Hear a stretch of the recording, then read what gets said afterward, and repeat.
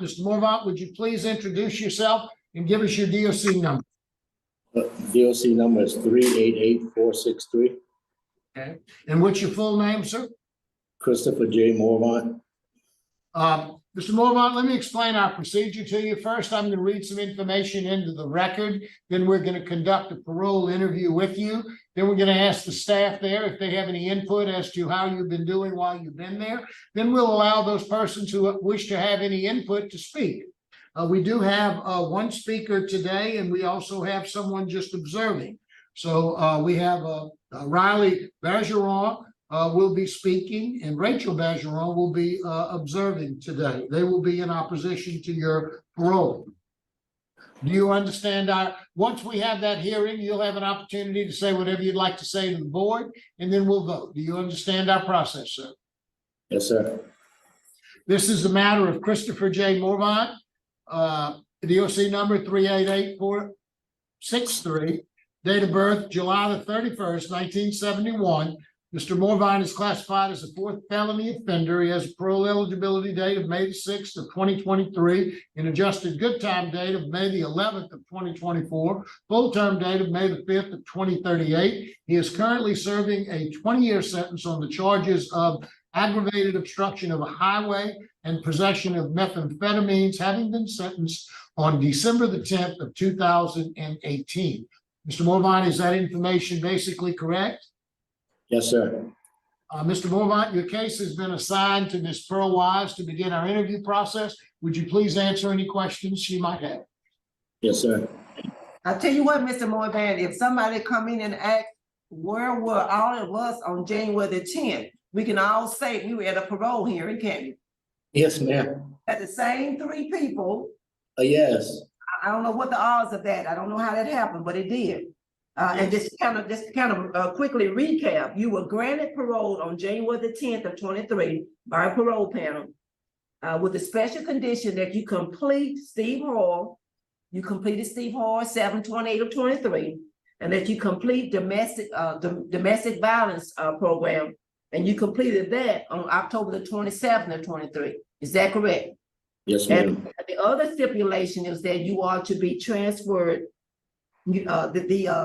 The grant was conditional on you being accepted to reside in Iowa and not to live in Louisiana. Is that correct? Wait, what? Say again? I didn't understand. The three conditions were the substance abuse, the domestic battery, the domestic program, and then reside in Iowa. Is that correct? That was the original plan. Yes, ma'am. Update us on what happened with Iowa. Iowa denied me going over there because I didn't have any family members. Okay, all right. So what if you were successful today, what would be your residence plan? I have a new residence plan that someone's going to allow me to go there, and I am going to try to continue. Where is it? Where is it located? It's in New Iberia. It's in New Iberia. 5503 Sandals Road. I think that one has already been denied. That one has been denied. The Sandoff Road has already been denied. Okay, it would probably be a sober living house. Yeah, it was denied, that 5503 Sandoff. I guess you didn't get notified. Yeah, no, I didn't. Yes, sir. Apparently the officer went there several times and nobody came to the door. Okay. And there were different cars there when the officer went, but nobody answered the door. So they couldn't communicate with anybody. And you may have a digit off or something, we don't know. All right. Yes, ma'am. That residence is not approved. So so you said you're gonna try to go to a sober living house? Yes, ma'am. That was my other plan. The family members that live in Iowa, where are they now? She's still in Iowa. She's just a mother of my daughter. Oh, okay. Y'all not married, okay. No, ma'am. Oh, okay. Oh, so they denied because y'all not family, okay. Yes. Okay. So what else have you been doing since the last hearing? Since January of this year, what all you been doing? I've been at the Steve Hoyer's program. actively getting treatment for myself. I've completed that, of the program. I have also completed the domestic violence, program as well. Yes, sir. I've already stated that for the record. What else have you done?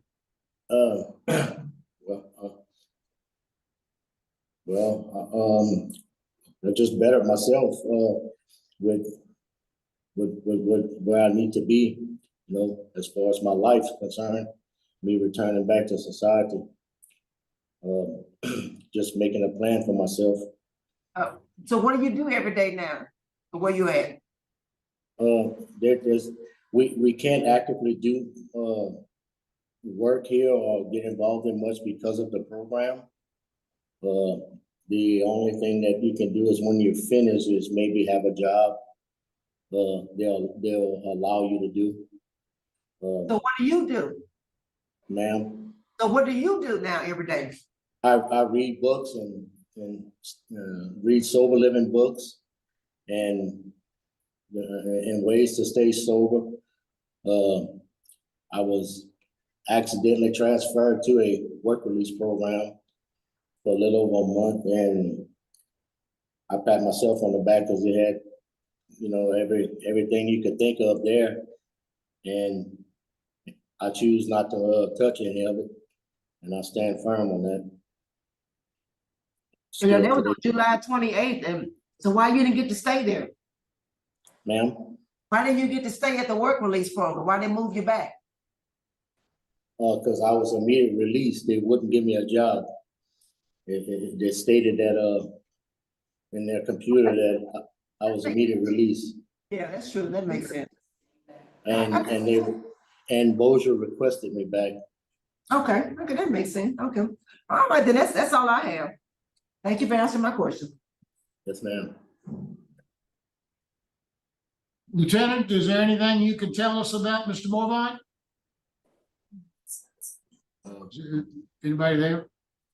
He said, Oh, he stepped out of the room. He doesn't have any write-ups with Bossier. He's done really well in treatment and in the dorm. His attitude has been perfect. Anything we ask him to do, he's doing it with bells on. He did get transferred to work release accidentally. He wasn't quite done with his domestic violence treatment yet, so we requested him back. So it wasn't anything that he did. That was us transferring mistake. But as far as the living situation, while I'm speaking, we can set him up with sober living pretty quickly. We weren't aware that that address fell through. So if that is something that's in the way, we can get him set up within a week or you know, tops.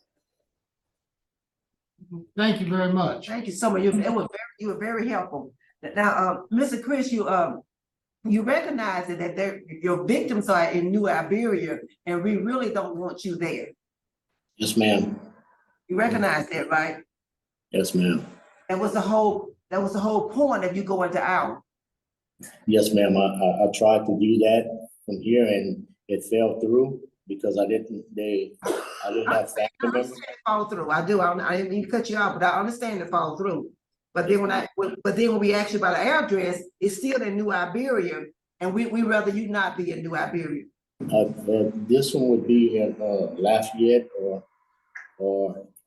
No, what I'm saying though, the address that you submitted to probation parole that was denied was in New Iberia, and we didn't want you in New Iberia. Right, I didn't have any other addresses at that particular At that time. time. So you just started thinking about sober living. You just started thinking about that.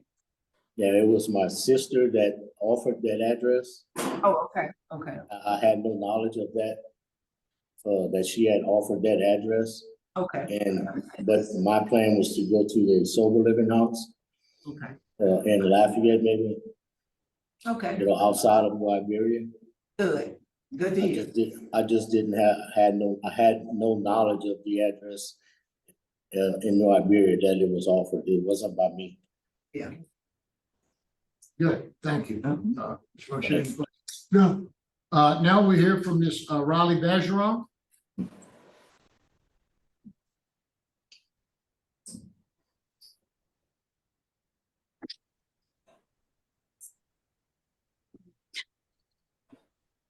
Good morning, Ms. Bergeron. Can you hear us? Yes, sir. Okay. If you would, please just tell us your name and tell us what you'd like us to know. My name is Riley Bergeron. I just wanted to say that everything that he has put me and my siblings and my mom through, I don't feel like anything will be safe, because even if he lives in Lafayette, he'll still be kind of near us, and no one understands how, like, the limits he'll go to. There's so much that he hasn't been charged with, and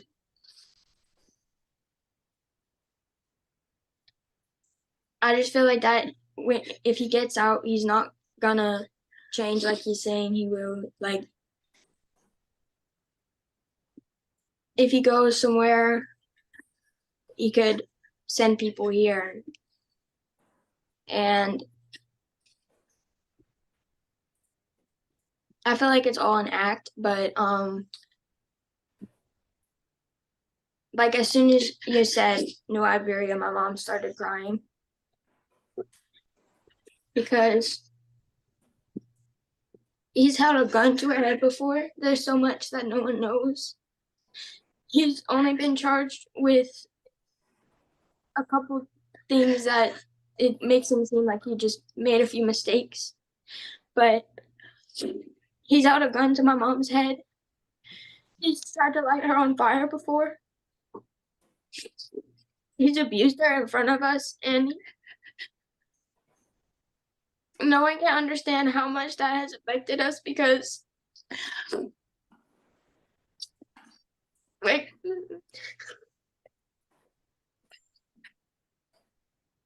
will never be able to forget that. And my sister, like, she would try to, when he would do things like that, he was really controlling and possessive. It was kind of almost like he was holding us hostage, and my sister would try to be friends with him to make him calm down, to make him not hurt my mom. And I'm just really scared about him getting out, because he's been on house arrest before, and he violated it. He went to my mom's house. He's been out on the streets on house arrest, and had to get the cops had to go to him. But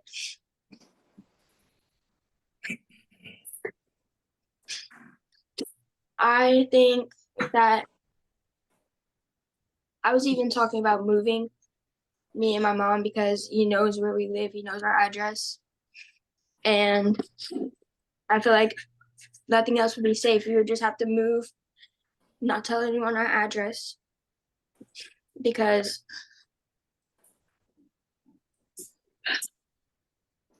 he's just a crazy person. He will,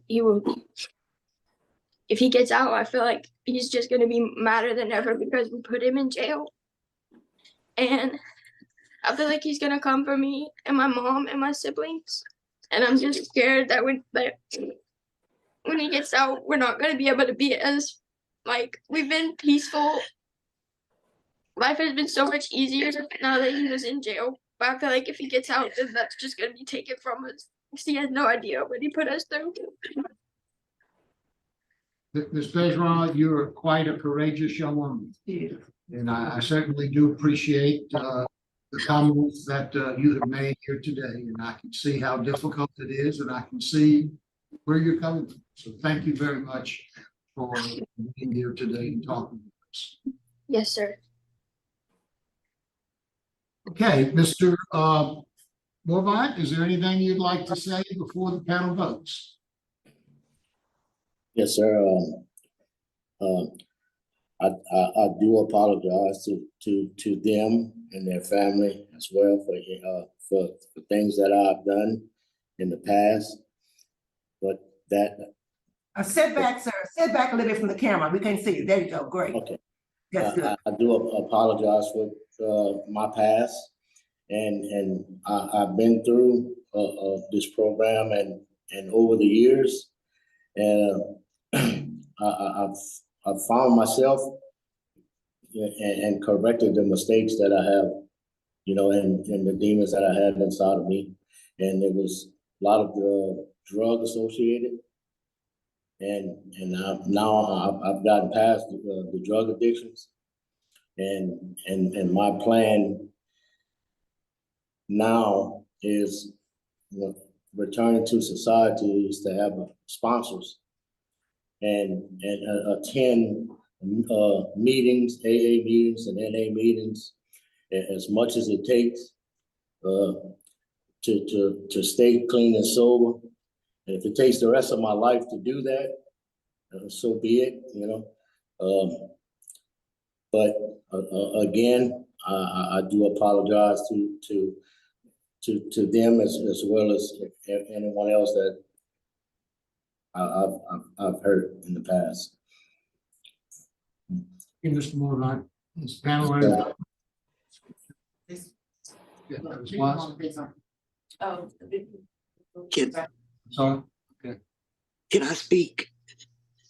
Yes, ma'am. We'll allow you to speak. Yes, sir. Mr. Morvant. You are Miss Rachel Bergeron? Yes, sir. Rachel Bergeron. I am the ex of Mr. Morvant. Mr. Morvant is blaming drugs for his abuse. Mr. Morvant cut someone's throat from ear to ear and left him for dead. Only spent 2 years in prison. Like my child said, he's held guns to my head, tried to light me on fire. I have a permanent lifetime restraining order on him. He's come across my yard and tried to kidnap me with this permanent restraining order. On the day of his turning himself in to go spend his jail time, he tried to attack me in the courthouse. If y'all let him close to us, I don't see myself living at all. I'm not gonna be able to raise my children. He's come in my house with that 4-wheeler, held me at gunpoint in front of my children. They dropped the charges. I beg and plead of y'all to please not let him come to Louisiana. Please, please put him on house arrest. Please don't let him around this state. We are gonna end up dead. We are in fear of our lives. He has lived this way all his life. I was the first woman to be able to step up and say what he done. He's done this to so many females. Broke scars across this girl's face right after me. I'm glad I'm strong enough to face the monster he is, because no other woman was. He is not going to change. He's been in and out of prison. He's taken these classes before. He has a wonderful speech. He's going to stay the same devil he is and always was. Thank you. We are not safe at all. I beg of y'all to not let him come to Louisiana. Thank you, ma'am. We do appreciate your comments. Were you finished, Mr. Morvant? Is there anything else you wanted to say?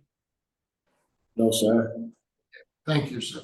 Now we're ready to vote. I recommend executive session to discuss confidential matters related to. There's been a second, been a motion and a second for executive session. Would you please call the roll? Yes. Yes. Yes. There's been a vote, motion and a second to move for executive session. It's a unanimous vote. We're going to be at recess. The time is 10:44. We'll be at recess into executive session to discuss matters of a confidential nature. As soon as we are finished in executive session, we will resume this hearing. The Committee on Parole will come back to order. We will resume the hearing. The time is 10:49. We are out of the executive session and back into hearing. Is panel ready to vote? Yes, I am. I have one additional question. Was what the stuff Riley said, was that true?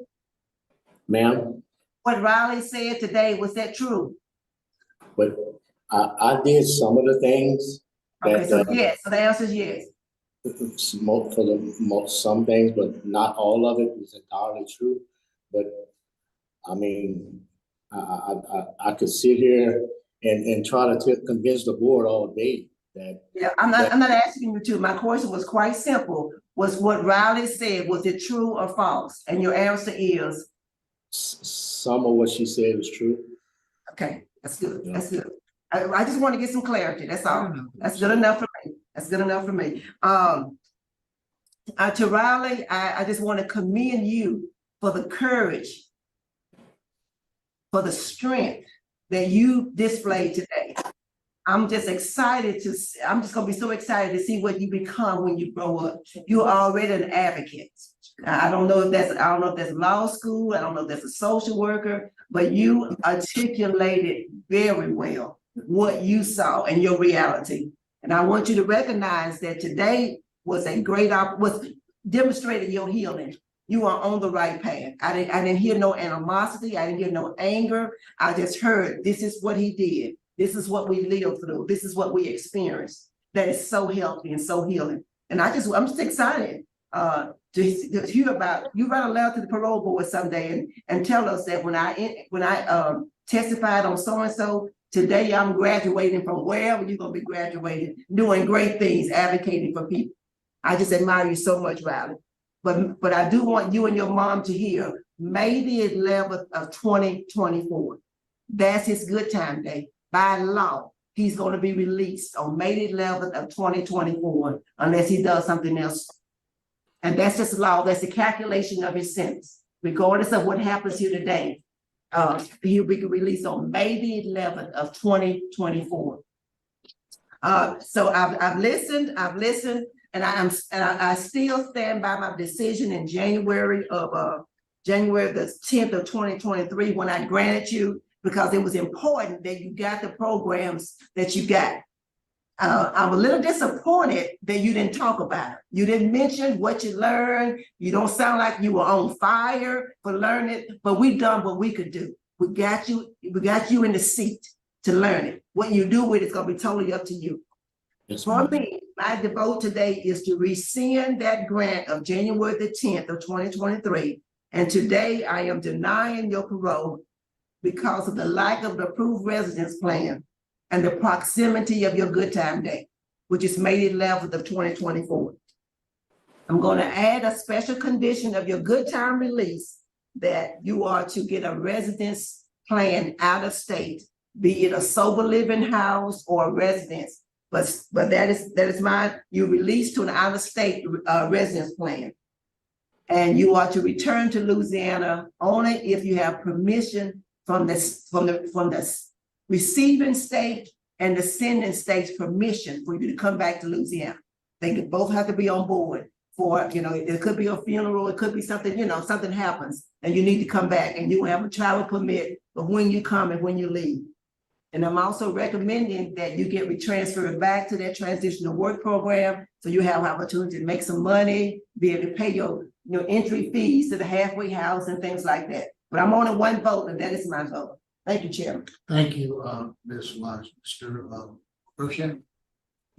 Mr. Chairman, my vote is the same, under the same conditions as explained by Mrs. Watts. Thank you, Mr. Rochelle. Mr. Morvant, my vote, we all voted the same way last time we were here. We wanted you to go to a program. You've gone to that program. You've sort of kept your end of the bargain. You did what it is you were supposed to do. And I am likewise a little disappointed. I guess I could have asked you some questions about how you did in the program, what you learned in the program. I wish I would have heard you talk more about that program. But I also heard today the real fear in what you've caused by your crimes. sometimes we vote to keep people in prison because of what they've done in the effects on the victims. They didn't ask that today. They just want you to stay away from them. They don't want you anywhere near them. And so we've sort of made what we believe is the right compromise. And that is, you've done what we asked you to do. And now we're going to do what they're asking us to do. You're going to get out. You're going to get out in 2024, but you're not to come back to Louisiana. The idea and the plan for this board is for you to get an out-of-state residence, wherever that might be, sober living house. If you have relatives somewhere, perhaps you can go there to stay with them, and you are not to return to the state of Louisiana until and unless your parole officer allows you to come back for a visit, for example, a funeral or something like that. It's the only times that you're going to be able to come back. Do you understand our decision? Yes, sir. So the vote today, and my vote is the same. We are going to rescind the vote that occurred and deny your parole based upon a lack of an appropriate residence and the proximity of your good time date, with special conditions once you are released on good time that you get approved residence outside of the state of Louisiana and not to return unless you have permission from your parole supervisor. I want to emphasize that to you, because if you come back at any time, and if I've got anything to do with it, you're going straight back to jail. We clear? Yeah. So I'm banned from the state of Louisiana. Sounds like it to me. And let me rephrase that. You have committed such horrible crimes that yes, it requires your being banned from the state of Louisiana unless you have sufficient reason to convince your parole officer you need to return for some specific purpose. Which would be like court dates or something in that nature? If you have a court date and you get permission from your parole supervisor to come here, you can do that. But I'm going to add, just to make sure, because I'm not sure if we're playing semantics here, I'm going to add that you have absolutely no contact whatsoever with the victims in this case. If you get anywhere near them, that will revoke your parole. Do you clearly understand me? This board intends you to have no contact whatsoever with the victims in this case. Are we clear? Yes, sir. Okay. Good luck to you.